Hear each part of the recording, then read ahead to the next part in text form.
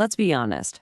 Public exposure is a really unsettling thing to witness, and it can leave you feeling shocked and, frankly, violated. But behind that jarring act, there's actually a pretty complex psychological condition. So, in this explainer, we're going to peel back the layers and take a clinical look at what's really going on, what drives it, how it's diagnosed, and what the path to treatment looks like for exhibitionistic disorder. So here's how we're going to break it down. First, we'll talk about the act itself. Then we'll get into how that behavior gets defined as a clinical disorder. We're also going to draw a really important line between this human behavior and what you see animals do in nature. From there, we'll look at treatment options, and we'll wrap up with some practical advice on personal safety. All right, let's get right to it. At its heart, we're talking about the act of someone exposing their genitals to a stranger who has absolutely no idea it's coming. This is fundamentally a non-consensual act. And for the person doing it, the goal is usually to get some kind of arousal, which is often tied directly to the shock or reaction of the person they're targeting. Now, here's a key distinction. A single act, while it's definitely illegal and harmful, doesn't automatically mean someone has a disorder. The switch from just a behavior to an actual diagnosis happens when it becomes a pattern, something that's persistent and compulsive. That's when psychology steps in to give us a framework for understanding and, most importantly, for treating it. So, according to the DSM-5, which is basically the main guide for mental health professionals, the official term is exhibitionistic disorder, and the definition really boils down to three key ideas.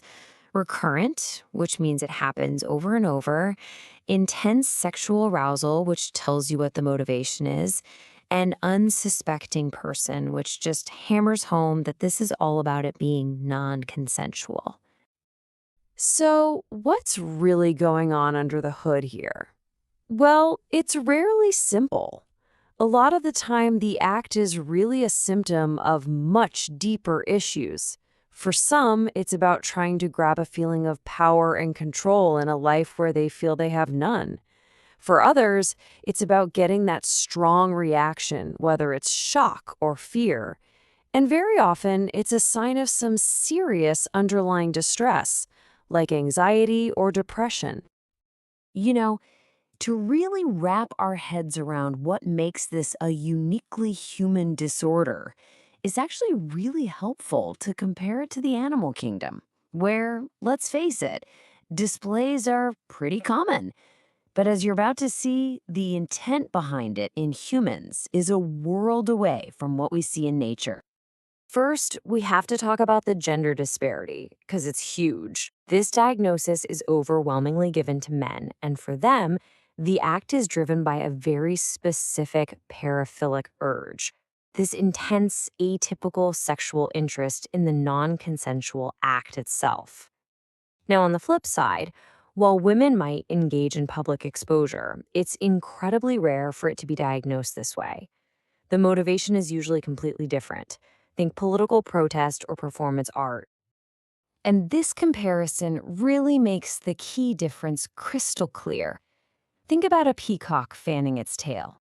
That's a ritual. It's an expected signal in their world, part of courtship or social status.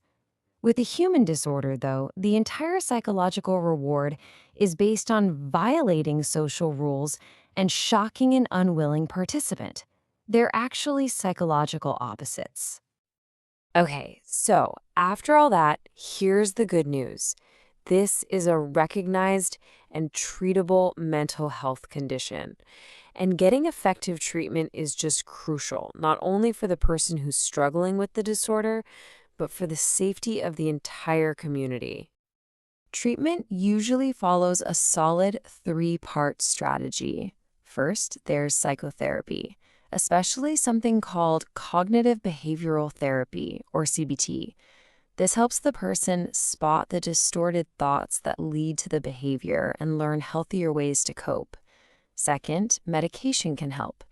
SRIs can treat related issues like anxiety, and in really severe cases, anti-androgens might be used to reduce the sex drive.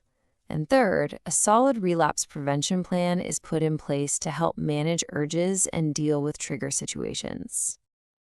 All right, let's shift gears now from the clinical stuff to the practical side of things. Because while we can't control what other people do, we can absolutely take steps to boost our own safety and lower the risk of ever being in this kind of situation. The biggest thing here is just awareness, being mindful of your surroundings, especially in more isolated spots like quiet parks or parking garages. That means being present, not having headphones blasting so loud you're cut off from the world. And always, always trust your gut. If a situation just feels off, get out of there. Walking with friends is always a good idea, and just be extra careful in those in-between places like bus stops, where someone can act and then vanish real quick. So, at the end of the day, understanding the psychology here lets us move past just shock and judgment and toward a much more effective approach. It helps us see the problem as something that needs both treatment for the individual and prevention for the community. And that leaves us with one final thought to chew on. Now that we know what drives this behavior, how can we, as a community, build a system that supports effective treatment and ensures public safety for everyone?